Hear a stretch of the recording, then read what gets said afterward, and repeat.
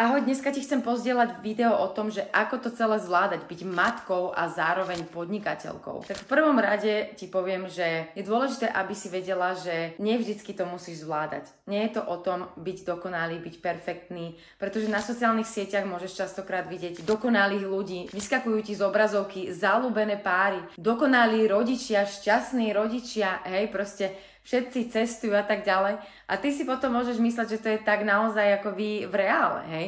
A ja ti chcem teraz povedať, že ono to nie je také rúžové, ako sa to môže zdať zo všetkých tých profilov, tých influencerov, ktorých možno sleduješ, alebo podnikateľov, ktorých sleduješ. A mňa veľa ľudí obdivuje, že ako to ja všetko zvládam. Som matka, samoživiteľka, podnikateľka. Ja častokrát počujem, Naty, ja ťa tak obdivujem, ako klobúk dolu, jak to ty dávaš. A áno, dávam to, ale nie vždycky je to jednoduché. Častokrát je to veľká výzva pre mňa a častokrát aj ja zažívam situácie, ktoré nie sú pre mňa príjemné, ale musím to nejakým spôsobom zvládnuť. A jeden recept, ktorý ti chcem dnes pozdieľať, je, že zabudni na to, že to bude dokonalé. Nebude to dokonalé. Proste nauč sa nejakým spôsobom si určovať vlastne, že čo má byť dokonalé, čo má byť naozaj dotiahnuté do konca, čo má byť perfektné, ale sú veci, ktoré perfektné nemusia byť. Nevadí, keď máš bordel v kuchyni. Nevadí, keď máš porozhadzované.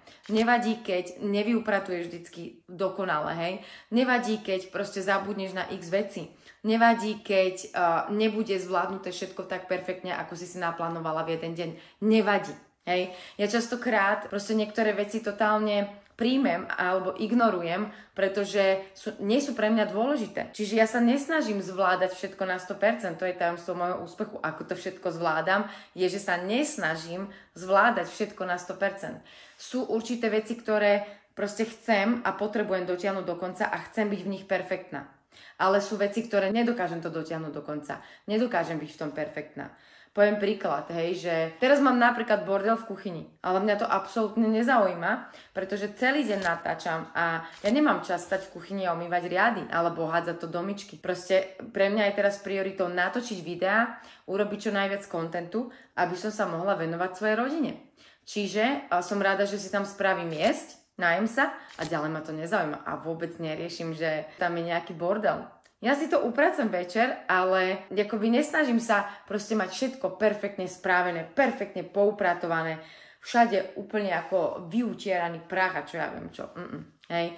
Napriek tomu, že mám upratovačku, ktorá chodí ku mne pravidelne upratovať, vždycky sa dá udržať ten poriadok, pretože mám dve malé deti a tie dokážu narobiť niekedy taký výchor, že keď príde upratovačka, tak po 10 minútach to nie je pravda, že tu bola, pretože sa tu hneď narozhadzuje, hej? Ale to, čo sa snažím, že ako zvládať napríklad neporiadok, je to, že veľa vyhadzujem. Vyhadzujem nepotrebné veci, vyhadzujem veci, ktoré mi neslúžia, ktoré sú proste v energii, ktorou sa už nechcem obklopovať, tak to vyhadzujem. Tým pádom mi vzniká veľa priestoru a môžem ľahšie upratovať, hej? Pretože keď máš všade, proste ti prekypujú poličky, prekypujú ti všelijaké komody, máš hrozne veľa vecí, tak to vlastne nemáš kam šupnúť. Čiže či to stojí kade tade, hej? Čiže potrebuješ mať dostatočne priestoru doma, aby si mohla čo najrýchlejšie poupratovať. To je napríklad recept na to, ako zvládam neporiadok alebo ako zvládam domácnosť, keď som zaneprázdnená busy woman podnikateľka. Hej? Čiže nesnažiť sa zvládať všetko. Teraz ti ponúknem také akoby tipy, že čo môžeš robiť, aby si dokázala zvládať balans v rodine a takisto aj v podnikaní. Dám ti takých pár tipov, hej? Čiže v prvom rade urči si ordinačné hodiny. Ty nemusíš byť na telefóne celý deň, ty nemusíš každému odpovedať celý deň, nemusíš vybavať e-maily a napríklad keď už si so svojimi deťmi a niekto ťa požiada nejaký klient o to, aby si urobila ABC, tak ty to spravíš, pretože náš zákazník, náš pán a pracuješ aj mimo ordinačných hodín. Čiže urči si ordinačné hodiny, ktoré sú vlastne určené na prácu a potom sú hodiny určené na rodinu a potom sú hodiny určené, ktoré sú iba pre teba. A to ťa naozaj naučí určiť si, že čo je skutočne priorita, čo je skutočne dôležité, hej?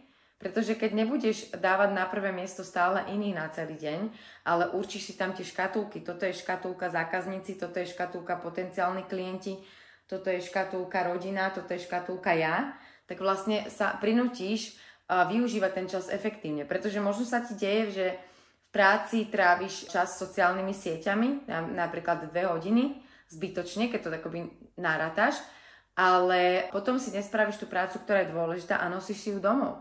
Čiže tvoje deti prichádzajú o tvoju pozornosť, pretože ty dobíjaš to, čo si nestihla v práci. Hej? Preto je dôležité si určiť ordinačné hodiny. Prevezmi zodpovednosť za to, čo sa ti deje. Nikto nemôže za to, aký máš život, nikto nemôže za to, či ty stíhaš alebo nestíhaš. Nikto nemôže za to, že máš toho dosť, že si unavená, nikto za to nemôže. Čím viacej si zvedomíš to, že je to v tvojich rukách, záleží to na tebe, ako to bude vypadať, tým to budeš mať jednoduchšie, pretože sa už nemáš na koho vyhovárať. Keď sa neustále na niekoho vyhovárame, že je to jeho chyba, jej chyba, tak v podstate im predávame moc. Ja nepredávam svoju moc nikomu, ja viem, že je to moja zodpovednosť, ja za to môžem a tak, jak si to spravím, tak to bude. Že nemám čas, že nemôžem? Čo môžem spraviť, aby som ten čas mala? Hľadaj spôsoby, nehľadaj výhovorky, hľadaj ako. Ako to spraviť, aby si mala viacej času. Nie ako to spraviť, aby niekto za to prevzal zodpovednosť. To je tvoja zodpovednosť.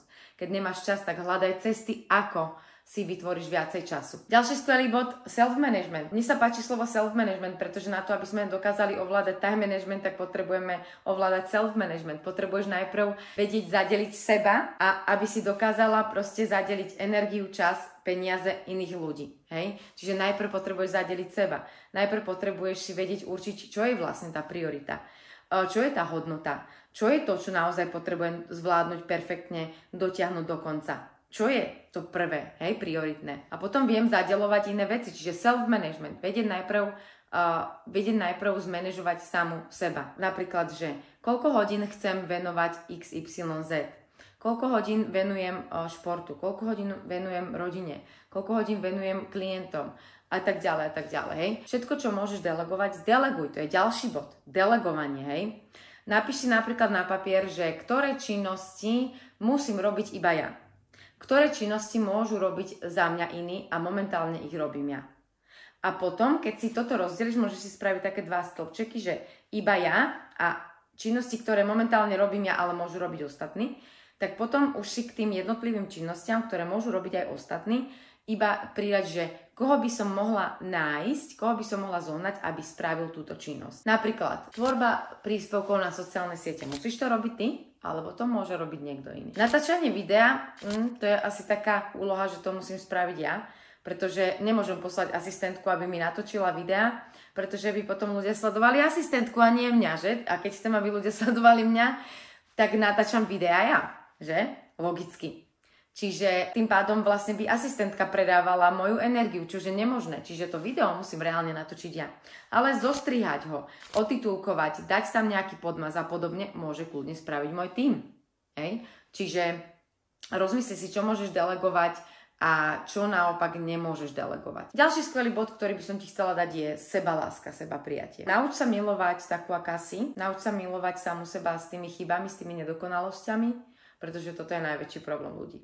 Ľudia sa nemilujú, nemajú sa radi a preto sa vlastne snažia byť dokonalí, perfektní pred druhými ľuďmi, aby ich vlastne druhí ľudia mali radi. Lenže druhí ľudia ťa nebudú mať radi, keď to nedokážeš ty sama. Keď ty sama vlastne sa nedokážeš mať úprimne rada, nedokážeš sa pozrieť do zrkadla a povedať si milujem ťa, mám ťa rada, vážim si ťa, nedokážeš vlastne sa zasmiať na svojich vtipoch, nedokážeš sa pozerať na seba, nedokážeš počúvať svoj hlas, ako chceš, aby druhí ťa počúvali. Ako chceš, aby ťa druhí milovali, keď ty nemiluješ samu seba. Čiže seba prijatie je napríklad aj to, že nebudem sa týrať za to, že som nevyupratovala. Nebudem sa týrať za to, že som nedotiahla určité veci do konca. Nebudem sa týrať za to, že som nespravila všetko, čo som si naplánovala. Tak si naplánujem menej, aby som sa vedela pochváliť, že hej. Častokrát sa ti môže diať, že naplánuješ si 10 vecí na jeden deň, splníš len 3. Máš z toho strašne blbý pocit. Bičuješ sa za to, že si neschopná, nedokázala si to. Tvoj otec ti to vždycky hovoril, že si neschopná, že nič nedokážeš. A áno, tebe sa to potvrdzuje v živote, lebo si naplánovala 10 vecí a zvládla si len 3. A čo keby si naplánovala 3 veci a na konci dňa si povieš, dobre Marka, zvládla si 3 veci, si perfektná, si úžasná. Si úspešná. Zajtra zvládneme 4. Hej? Ľudia sú častokrát alergickí na úspech. A alergickí sú na úspech preto, lebo sami ho nedokážu. Tak preto sú vlastne alergickí, keď niekto iný dosahuje úspech. Čo je zlé na tom dosahovať úspech? Na tom nie je absolútne nič zlé. Pretože úspech môže byť aj to, že som si nenavalila na seba veľa úloh, navalila som si málo úloh ale dokázala som spraviť tých málo úloh a preto sa samu seba sa pochválim, hej. Čiže seba prijatie, seba láska. Častokrát riešim so ženami v mentoringoch, že sa boja natáčať, tak ich proste hecujem, podporujem ich. Hovorím im, nemusíte to mať dokonale, natoč to video. Proste ľudia nespoznajú, že to nie je dokonale. Oni nevedia, aké to má byť. Oni to zožerú tak, jak to je, proste. Oni nevedia, že to má byť takové či mákové, hej? Proste to natoč. Natoč to video a ľudia ti dajú spätnú väzbu, maximálne to vymažeš. Hej? Čiže nebáť sa proste robiť tie veci a príjmať sa samu seba aká si, pretože nikto nie je dokonalý. Tí ľudia, ktorí ťa sledujú na sociálnych sieťach, nedokážu ani to, čo ty. Tam dokážeš, hej? Ty dáš nejaké video od plotenky, ale 80% ľudí nedokáže natočiť ani video od plotenky. Hej? Čiže ľudia sa nemajú právo súdiť, alebo posudzovať, alebo proste ti niečo vykrikovať, pretože oni sami nedokážu to, čo dokážeš ty. Takže hello, zobud sa. Hej? Čiže nemusíš mať proste zlé pocity z toho, že nemáš dokonalý obsah, že nemáš dokonalé videá. Samozrejme, ja napríklad učím moje klientky, hlavne v high ticket, že tá prezentácia je dôležitá. To, jak to vyzerá, či je to chrumkavé, pekne zabalené, tak veľmi záleží od toho, že či to potom tí klienti budú nakupovať a za aké ceny to budú nakupovať. Lenže do tohto bodu sa môžeš dopracovať, čiže nejakým spôsobom musíš začať. Ani moje videá na začiatku neboli perfektné. Keby si videla moje videá, tak to proste bola katastrofa. Ja som väčšinu z nich vymazala. A ešte vymazávam, hej? Pretože si pomyslím, že bože. Hej? Ale proste to je ten proces, to je tá cesta, to je to, že to vlastne neustále dotvárame, zlepšujeme sa a pretvárame sa na lepšiu verziu. Čiže nejakým spôsobom musíš začať. Nezačneš tak, že to bude dokonalé. Nič, čo vidíš vo svete, čo je fenomenálne, nebolo na začiatku dokonalé. Ale časom sa to stávalo a pretváralo na dokonalé. Hej? Čiže ak máš tendenciu stále byť dokonalá, tak porozmýšľaj nad tým, že komu sa chceš zapáčiť, pre koho chceš byť dokonalá. Väčšina tých ľudí, ktorí ťa sleduje doma z obývačky, nie sú dokonalí ani zďaleka na toľko, koľko si dokonalá ty. Takže proste ľudia len túžia po dokonalosti, ale dokonalosť je absolútny nezmysel. Môžeme sa snažiť o dokonalosť, môžeme proste akoby tvarovať tie veci a prerábať a zdokonalovať, hej? Ale dokonale to nikdy nebude, pretože každý má svoju vlastnú optiku o tom, čo je dokonale. Dobre? Čiže rob veci, choď do akcie, nebičuj sa za to, netrestaj samu seba, nevyčítaj si, nenadávaj si, maj sa rada a uvidíš, že veci sa začnú pohybovať skvelým smerom. Napríklad ľudia môžu dostať skvelé stratégie, úžasné stratégie dostanú na to, ako sa posunúť vpred, akým spôsobom pretaviť svoj biznis na miliónový biznis. Ale ľudia sa budú neustále bičovať a ponižovať a urážať sa a proste stále to nebude dokonale a preto nejdú do akcie, napriek tomu, že majú skvelé stratégie. Preto ti nahrávam toto video, aby si uvedomila, že tá ilúzia o tom, že byť dokonalá matka, podnikateľka, samoživiteľka a všetko perfektne zvláda, to je ilúzia. Ani ja nie som žiadna matka dokonalá, podnikateľka, ktorá všetko zvláda dokonale. Proste to, čo je dôležité, zvládam najlepšie ako viem a ostatné delegujem, odstrihávam a niektoré veci nedoťahujem do konca, pretože to nie je pre mňa dôležité. Takže to som ti chcela pozdieľať a daj mi prosím do komentára, či to dáva zmysel a či ti to pomohlo, dobre? Pretože toto bude určite skvelé video pre ženy, ktoré sa stále bičujú k dokonalosti. Jo, takže pozdieľaj mi do komentára, budem sa tešiť na tvoje komenty. A teš sa na ďalšie skvelé video, ktoré dostaneš už budúci týždeň.